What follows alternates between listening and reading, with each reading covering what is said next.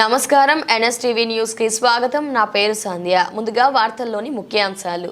విద్యార్థులు క్రీడా స్ఫూర్తితో ముందుకు సాగాలని బైన్సా మండల ఎంపీడీఓ నీరజ్ కుమార్, మండల విద్యాధికారి సుభాష్, దేగాం సర్పంచ్ సిరం సుష్మారెడ్డి అన్నారు.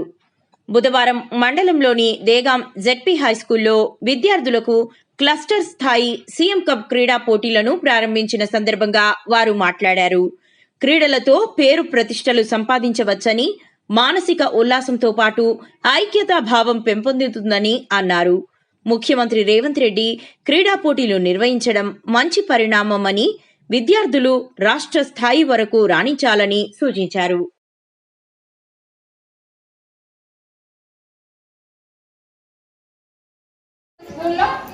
బాగా ఆటలు ఆడేదాన్ని, ఛాంపియన్.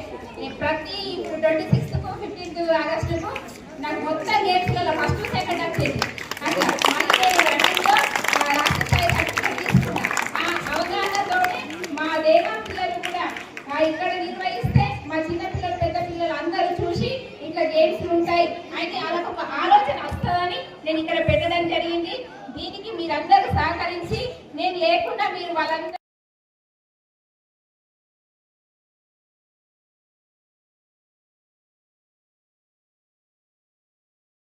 రోజు చూస్తారా క్రికెట్ అనేది?